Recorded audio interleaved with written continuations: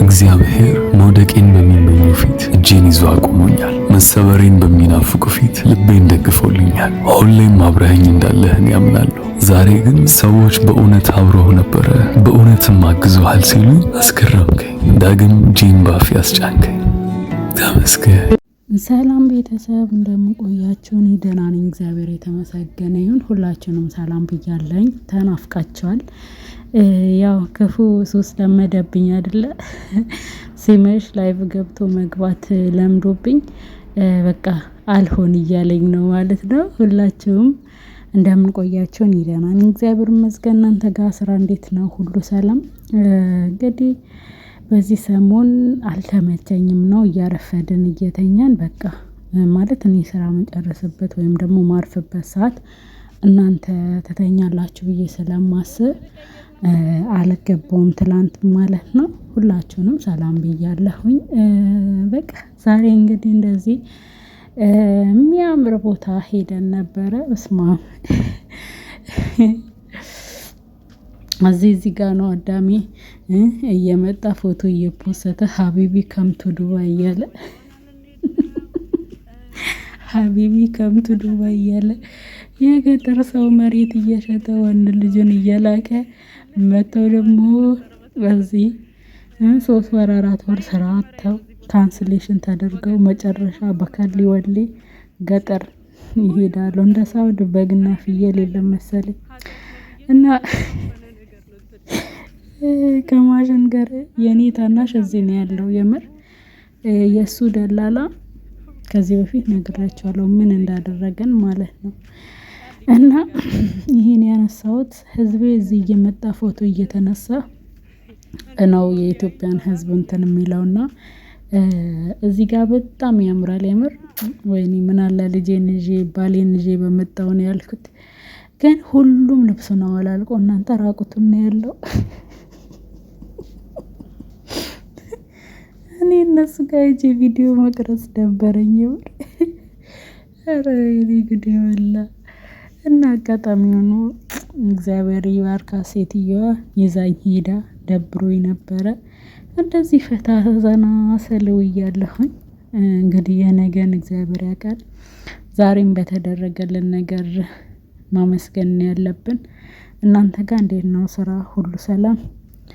እና እዚህ ቦታ እንግዲህ በጣም ነው የሚያምረው። የምር ከቤተሰብ ጋር ቡና ሻይ አፍልታችሁ ምግብ ይዛችሁ ልጆቻችሁን መጫወቻ ይዛችሁ እዚህ ጋር እኛ ኢትዮጵያኖች በቃ ለእንትን አልታደልንም አይደል? ለመዝናናት ምናምን አልታደልንም አይደል? ደግሞ ዋና ምናምን እንችላለሁ። እሺ እያንዳንድሽ ልጅቷ ቪዲዮ የምትቀርጸኝ ልጅ ወደ ውስጥ አልገባም፣ አጋጣሚ ኮንትራት ነበረችና ወደ ውስጥ አልገባም ሴትዮዋ ልጆችን ጠብቂ ብላኛለች ብላኝ ይኸው አሸዋ እየታየ እንደ ህፃን ልጅ እንደ ሀገር ቤት ወንዝ እየቦረኩ ነው። የወንዝ እኮ የሀይቁ አሸዋው ይታያል። ዝም ብዬ ራሴን ላዝናና ብዬ ነው። አረ በፈጠረሽ እዛ ጋር ሄደን ቪዲዮ እናንሳ ልጆቹ ጋር ቢያንስ እላታለሁ። አይሆንም፣ ምክንያቱም ህፃን ልጅ አስጠብቃኛለች ከዚህ ነቅነቅ አለለም ብላኝ እንድታይ ነው አጠገባችሁ መጥቼ ወልጭክ እምለው። እና ምን ልላችሁ ነው መዳሞች፣ እስኪ እናንተ ላይፍ ነገ ይኖራችኋል፣ እናንተም ከልጆቻችሁ ትዝናናላችሁ አይሉም የሚሉት ምንድነው? በቃ 2 አመት ከጨረሽ በኋላ ሄደሽ እረፍት ሄደሽ ተመጫለሽ። ከዛ በኋላ እንደዚህ በቃ ዘላለም አለማችሁን እነሱ ጋር እንድትሰሩ። የምር ግን እንደዚህ ያለ ሂጂ ውለጂ ወይም ደግሞ ሂጂ ልጆችሽን አሳድጊ በቃ ምናምን የሚል አለ? የለም። ሁሉም በሳውዲን በታዘብኩት የትም ቦታ በቃ የነሱ ሰራተኛ ሆናችሁ እንድትኖሩ እንዳትወጡባቸው ምናምን ነው የሚያደርጉት። እና እዚህ ቪዲዮ ላይ የተባልኩት ነገር ስላለን ይሄን ማውራት። በተረፈ ገና ዱባይ ከመምጣቴ የማታዞረኝ ቦታ የለም። እኔም ዙረት እወዳለሁ። ከዙራታም ሴት ጋር ጨምሮኛል። እየዛዞር ነው። ይኸው ሀብታሞቹ ጋር መጣ። እዚህ ጋር ግን ሳያቸው ማለት ነው የሆነ አውሮፓ ያለው ነው የመሰለኝ። እንዴ ምድረ በቃ የታች ቤቱን ነው የሚሸፍነው። ከዛ ውጪ በቃ ከላይ ደግሞ ጡት መያዣ ግዴታ ነው መሰለኝ እዚህ ሀገር።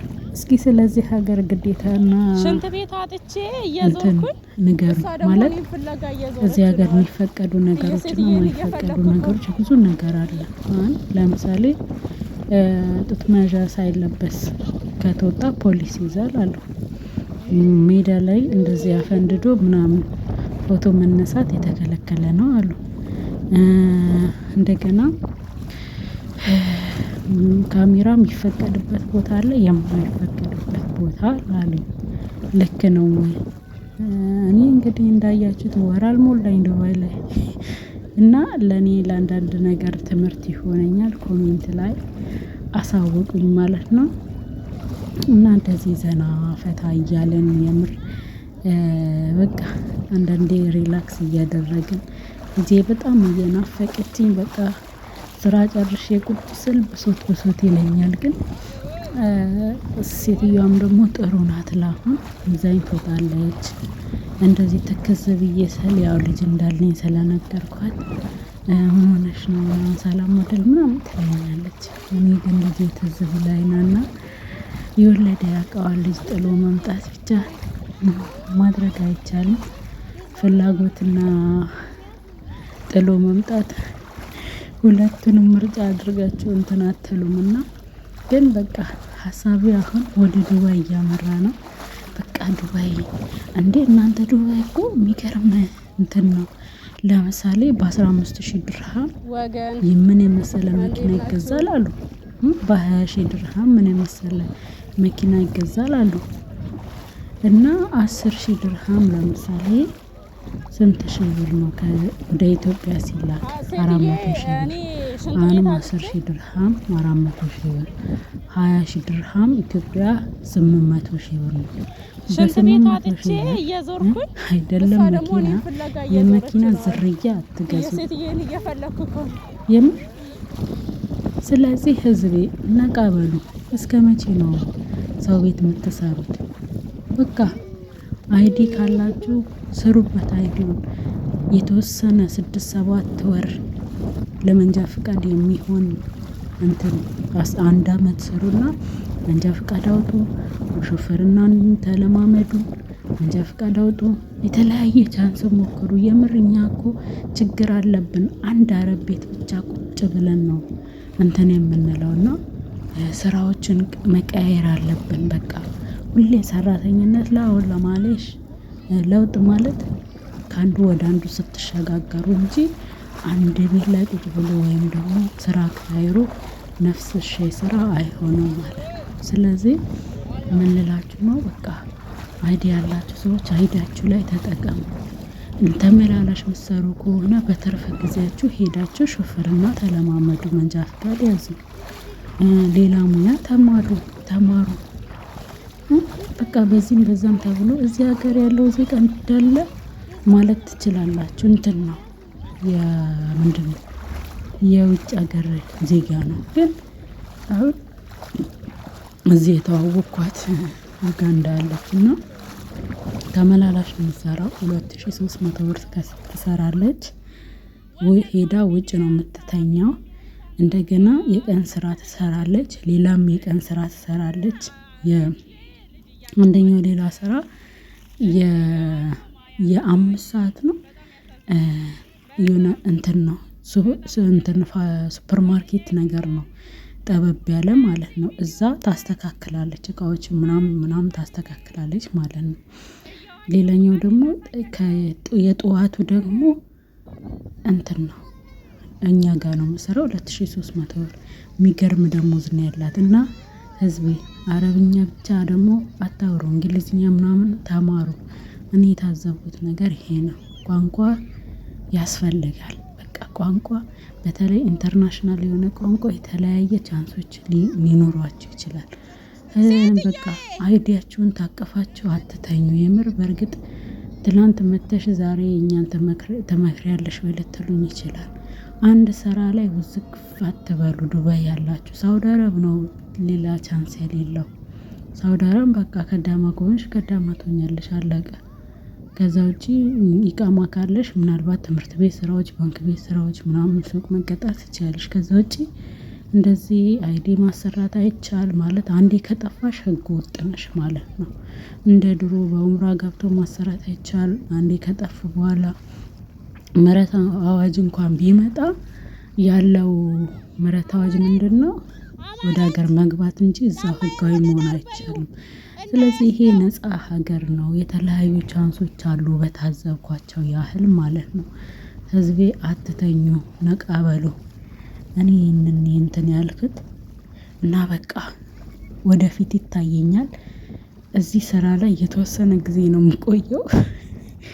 አሜን በሉ። በቃ የተለያየ ቻንሶችን መሞከር ነው የምር። እንዴ የመዳም ቅመሞችን አታዩም? የተወሰነ ጊዜ ሰራ አድርገው ሱቅ ከፍተው ሱቃቸውን ይሸጣሉ። ለምን 20 ሱቅ አይሆንም ዱባይ ላይ ያለው? ምን ጨነቃቸው? ለምን 1 ሚሊዮን አይሆንም? የርስቃቸውን ያገኛሉ። በቃ ስራ ካልተቀየረ ለውጥ የለም ማለት ነው። እና ምን ልላችሁ ነው ቤተሰቦች፣ አይዲ ይዛችሁ አትተኙ። ሸቃልነትም ለ1 አመት ከሰራችሁ ብሩን ያዝ አድርጉና ወደ ቤት አትላኩት። ለምን 7500 ድርሃም 300,000 ብር ነው ሀገር ቤት ሄዱ። ቦታ ልግዛ ብትሉ አይገዛ፣ ባጃጅ ይገዛል። አስባችሁታል? የእናንተ የስንት ወር ደሞዝ? ስለዚህ እዚሁ ነገሮችን ለማስተካከል የተሻለ ክፍያ ለማግኘት ማድረግ ያለባችሁን ነገር ማድረግ ነው ያለባችሁ። ገባችሁ? በዚህ ሁኔታ ኑሮ አያዋጣም። እኔ እንደዛ ነው የማስበው። ምናልባት አዲስ ስለሆንኩ ሁሉንም ነገር ጓጉቼ ይሆናል፣ እንዳላሰብኩት ሊሆን ይችላል። ግን ስጠያይቅ መንጃ ፍቃድ መማር እንደሚቻል፣ ስልክ ላይ ደግሞ እንግሊዝኛ መማር ትችላላችሁ። እንግሊዝኛና አረብኛ በጣም ፐርፌክት ከሆናችሁ አፕላይ ማድረግ ትችላላችሁ። በየሙሉ ደግሞ የቋንቋ ችሎታችሁና የስራ ችሎታችሁን አጽፋችሁ የስራ ማመልከቻ ማስገባት ትችላላችሁ። እና ይሄ ቻንስ አለ። ካልሆነ ሰዋቁን በሰዋቅነት ብቻ፣ ሸቃላውን በሸቃልነት ብቻ የሚኖር ከሆነ የአይዲዮም ጊዜ እንደ ሰይጣን ነው በሩ የሚመጣብን ማለት ነው።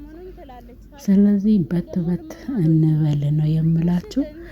ይሄ ሁሉ ያነሳሁት ያው እዚህ ቦታ ለመምጣት በቀላሉ ሊኖረን ይገባል። እዚህ ቦታ ለመድረስ ማለት ነው። እኔ የምላችሁ ቦታ ለመድረስ ስራ መስራት፣ ራሳችንን ውስጣችንን ማሳመን። አንዳንድ ሰው ያው በቃ ኢትዮጵያ ብሎ ስለሚያስብ እየሰራውን ያልሰራውን ወስዶ ለኢትዮጵያ፣ የሰራውንም ወስዶ ለኢትዮጵያ። ግን ሂሳብ ስትሰሩ ደሞዛችንን ከፍ ካላደረግን ምንም እንትን አይመጣጠንም። ቦታ እኮ በ1,000,000 እና በ2 ሚሊዮን ነው ቦታ እየተሸጠና እየተገዛ ያለው። 500 እና 300 ሺህ የለም ትናንሽ ከተሞች ካልሆኑ በስተቀር። እና የተሻለ ነገር ለማግኘት ስራችንን የተሻለ መሆን አለበት። አንድ ስራ ላይ ቁጭ አንበል ለማለት ነው። ይቅርታ እንግዲህ ትላንት መጥቼ ዛሬ ምክር አበዛሁባችሁ። የዛሬ ምክሬ የዛሬ ቆይታዬ ይሄን ይመስላል። ስለተከታተላችሁኝ ከልብ አመሰግናለሁ። እግዚአብሔር ያክብርልኝ። ይኸው ቪዲዮ የሚቀርጸኝ አጥቼ እንደዚህ ብቻ የስልኩን ይዤ መች ለመች ሀይቅ ውስጥ ገባብኝ እያልኩ እየሰጋዋለሁኝ። ኮንትራት ልጅቷ ፈራች ልትቀርጸኝ ምናምን። ሴትዬ የተወሰነ ፎቶ አነሳችኝ። በቃ እየዋኘሁ ምናምን ለመስራት አልታደልኩም።